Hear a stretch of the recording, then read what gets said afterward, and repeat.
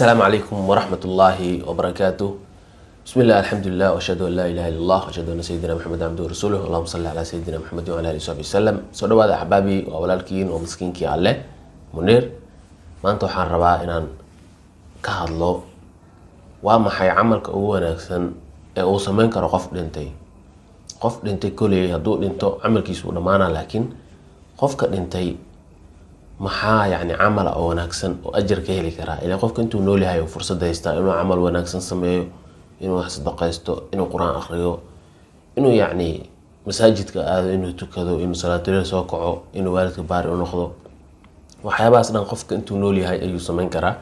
laakiin waxaan rabaa maanta inaan ka hadlo waa maxay camalka ugu fadliga badan ugu wanaagsan ee uu sameyn karo qof dhintay. insha Allah intaana mawduuc hore u gelin su'aashaasna aanan ka jawaabin, waxaan idin ka codsanayaa inaad muuqaalkan like saartaan, soo dhawaataan insha Allah. haddii aad ku cusub tahay channelkan subscribe saara. horta qofka markuu dhinto camalkiisa wuu go'aa. ilaahay subxaanahu wa ta'aalana yani uma ogolaanaya qofkaas inuu cibaadaysto oo yani cibaado ficil ama qowl hadal iyo ficil isugu jirta ma sameyn karo. saas darteed laakiin maanta waxaan rabaa inaan ka hadlo waa maxay camalka ugu wanaagsan ee qof dhintay uu sameyn karo. xadiidka nabiga calayhi salaam ayaan ugu jawaabi karnaa. nabiga calayhi salaam wuxuu yiri xadiis Abu Hurayra uu warinayo, idaa maata ibnu aadam inqata'a camaluhu illa min thalath. hadduu bini aadamku dhinto, bini aadam haddii uu dhinto camalkiisu wuu go'aa, laakiin saddex markii laga reebo saddexdaas waxay noqonayaan yani sadaqa jaariya aw walad saalix ama cilmu yuntafacu bi. saddexdaas shay waay. qofka hadduu dhinto uu ka tago ilmo wanaagsan uu tarbiyey oo uu ku tarbiyey quraankii barashadiisa, tafsiirkii, xadiiskii, yani akhlaaqda wanaagsan hadduu ku tarbiyey oo ilmahaas adii 2 3 4 5 hadii yihiin oo ilmaha markuu dhinto ilmahaas ay markii quraanka ay akhrinayaan oo masaajidii ay aadayaan oo cibaadadii ay sameynayaan, yani waalidka saalixa camalkaas wanaagsan uu sameynayo wax buu ku yeelanaa. yani waalidkaas oo camalka wanaagsan uu sameynayo ilaa asaga ku soo tarbiyay, asaga yani sabab u ahaa hanuunkaas iyo wanaagaas iyo barashada diintaas ama quraanka uu akhrinayo xataa yani ajar uu ku yeelanaa sida ajarka uu asaga helayo oo kale. ama quraanka uu akhriyo asaga uu u duceeyay, yani camal wanaagsan asaga u soconayo waay.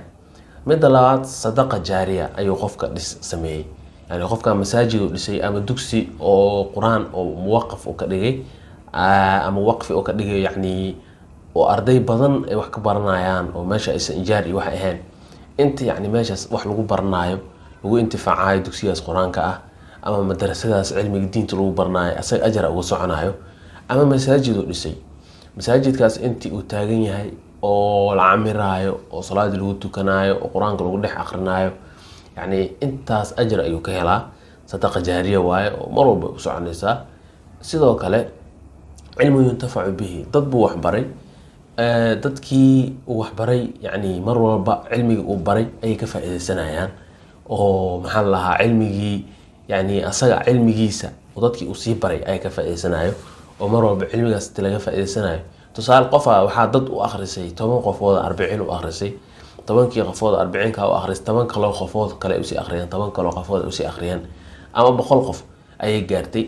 dadkaas inta yani cilmigaas ay ka faa'iideysanayaan waxa waaye waa ajra kaaga soconaya. ama kitaab qortay, kitaabkii yani Ilaahay barakeeyay, dad badan ka faa'iideysanayo, dadkaas ka sii faa'iideysanayo mar walba adiga ajra kugu socdo.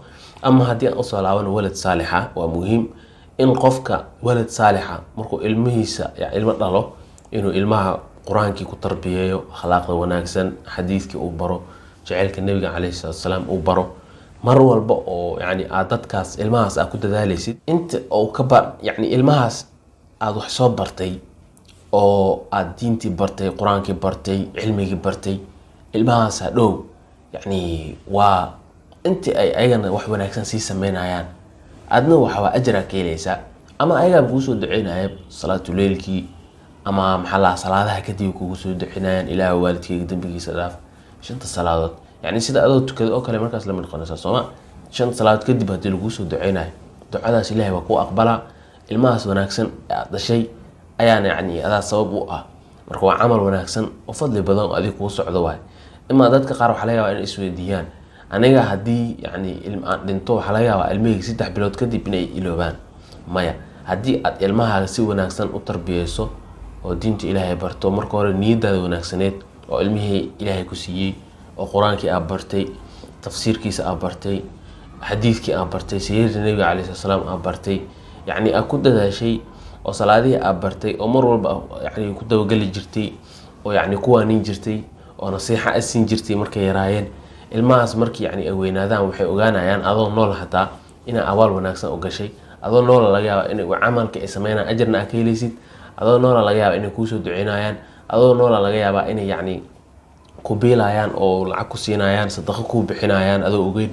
adoo noola laga yaabaa ilmahaas inay ku wanaajiyaan.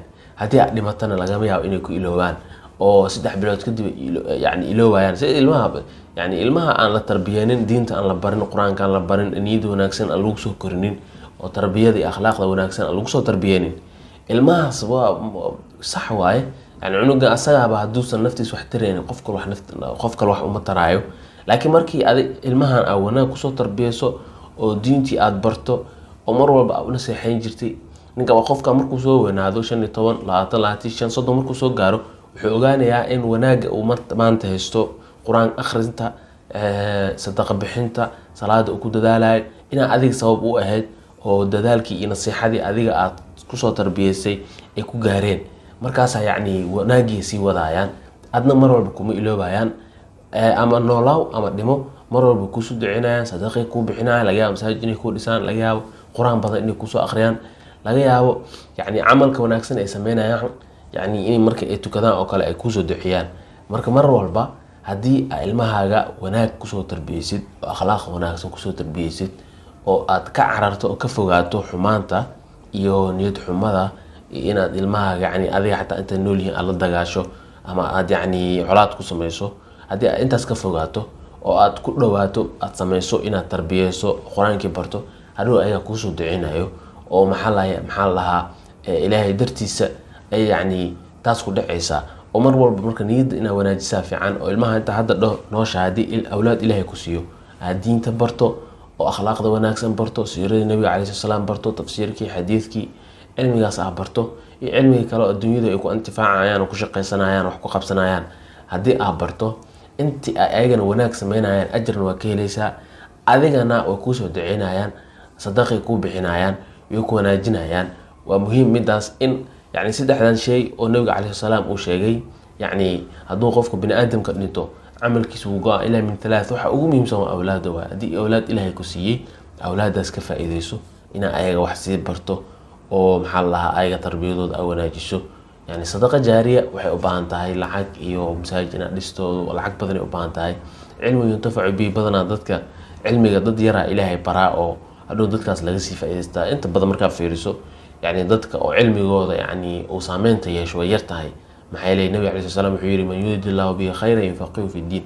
dadka oo ilaahay khayr kala doono wala dad badan ilaahay khayr la doono, laakiin dhanka cilmiga oo diinta fahankeeda iyo in hadhow cilmiga laga sii intifaaco, laga sii faa'iideysto, adna ajir ka hesho, ayadan xogaa waa yar adag tahay. sadaqa jaariya waa iska yar adag tahay, laakiin waxa ugu fudud waxa waaye oo dadka badan ilaahay siinayo waa awlaad. awlaadaas marka ugu faa'iideyso inaad tarbiyo wanaagsan siisid oo hadhowna yani marka dhimato ajar badan kaaga socdo oo qur-aanka ay akhrinayaan oo maxaa salaad ay tukan, waxaasna ajar ka helaysaa. ama adeeb kuusoo akhrinaya, sadaqa kuu bixinayaan, kuusoo ducinayaan, ayadana waa ajar wanaagsan. cilmiga mar walba aad barto diintii akhlaaqda aad ku tarbiyeyso ayaa ugu saameyn badan ilmahaaga. hadhow ajarkaas ayaad wax ku yeelanaysaa. oo maanta haddii aad qof caadiya aad dhahdo aad ku tashkiiliso oo yani ugu naseexayso inuu salaadii tukashadeeda bilaabo, cibaadada ku dadaalo, qofkaas markuu intaas bilaabo ajra kaaga soconayo xataa haddii aad dhimato. saas oo kale waa awlaadana, waliba awlaada ku dhow yihiin. waxaa wanaagsan waliba inaad diinta iyo akhlaaqda iyo tarbiyada wanaagsan ku tarbiyeyso oo naartan aad ka badbaadiso, aadna hadhow camal wanaagsan oo ku noqdo oo xataa markaa dhimato intay nool yihiin ay ka faa'iideysanayaan oo aadna ajar aad ka helaysid. insha allah muuqaalka halkan aan kusoo gogoweynayaa. waa ku mahadsantihiin daawashada muuqaalkan. assalaamu calaykum waraxmatullaahi wabarakaatuhu. ilaahay khayrkan ugu hanuuniyo. صلوا على رسول